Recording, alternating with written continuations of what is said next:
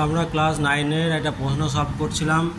এখন আমরা চলে এসেছি গ্রুপ সি। এক নম্বর দেখো, একটি যৌগের 3.11 × 10⁻22 সংখ্যক অণুর ভর দেওয়া আছে 0.85 গ্রাম।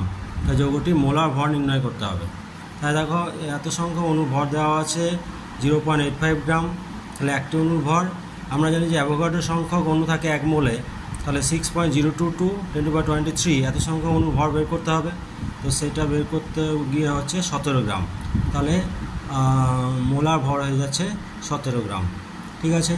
আচ্ছা, পরের প্রশ্নটা আছে 142 গ্রাম ক্লোরিন অণুর সংখ্যা নির্ণয় করো। আচ্ছা, তাহলে আমরা দেখে নিই যে ক্লোরিনের আণবিক ভর হচ্ছে কত, 2 × 35.5 মানে 71 গ্রাম। আচ্ছা, তাহলে 142 গ্রাম মানে আমরা দেখতে পাচ্ছি 2 মোল। তাহলে আমরা জানি যে 1 মোলে অণুসংখ্যা হয় 6.022 × 10⁻23 সংখ্যক। তাহলে 2 মোলে কত হবে, × 2, তাহলে হয়ে গেল 12.044 10⁻23 এতটি। ঠিক আছে। আচ্ছা, পরের প্রশ্নটা আছে যে প্রমাণ বায়ুমণ্ডলীয় চাপের মান নির্ণয় করো সিজিএস পদ্ধতিতে। তাহলে আমরা জানি যে প্রমাণ বায়ুমণ্ডলীয় চাপ P = H ρg, মানে H76, এনে রোর মানটা বসালাম 13.596 × 980.6, এটা গুণ করলে এই মানটা পেয়ে যাবে, এত Rad/বর্গ-সেন্টিমিটার।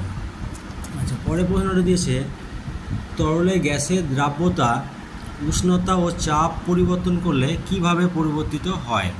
তাহলে আমরা জানি যে গ্যাসের দ্রাব্যতা উষ্ণতা বৃদ্ধি পেলে গ্যাসের দ্রাব্যতা হ্রাস পায়, আর চাপের সঙ্গে কি হবে না, চাপ বাড়লে তোমার তরলে গ্যাসের দ্রাব্যতা বৃদ্ধি পায়।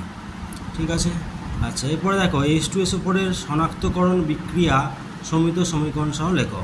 ঠিক আছে। তাহলে H2SO4-এর শনাক্তকরণ বিক্রিয়া হচ্ছে যে H2SO4-কে একটা টেস্ট টিউবে নিয়ে তার মধ্যে যদি আমরা বেরিয়াম ক্লোরাইড যোগ করি, তাহলে বিক্রিয়াটা এরকম হয়, বেরিয়াম সালফেট + 2HCl উৎপন্ন হবে, একটা সাদা অধক্ষেপ উৎপন্ন হবে, সেটা HCl বা HNO3-তে অদ্রাব্য। এই পরীক্ষাতে আমরা HCl-কে, এই সালফিউরিক অ্যাসিডকে আমরা শনাক্ত করতে পারি। আচ্ছা, পরের প্রশ্নটা আছে তোমার উষ্ণ ও গাঢ় নাইট্রিক অ্যাসিডের সঙ্গে কপারের বিক্রিয়ায় কি ঘটে লেখো। তাহলে এটা দেখে নেবো আমরা যে উষ্ণ এবং গাঢ় নাইট্রিক অ্যাসিডের সঙ্গে কপারের বিক্রিয়ায় কিউপ্রিক নাইট্রেট, নাইট্রোজেন ডাইঅক্সাইড আর জল উৎপন্ন হচ্ছে। এই বিক্রিয়াটা তোমার দিতে হবে।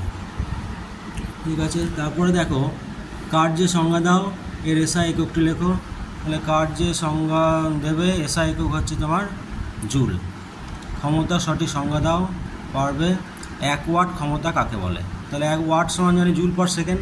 তার মানে কোনো যন্ত্র যদি 1 সেকেন্ডে 1 জুল কার্য করতে পারে, তার ক্ষমতাকে আমরা 1 ওয়াট ক্ষমতা বলবো।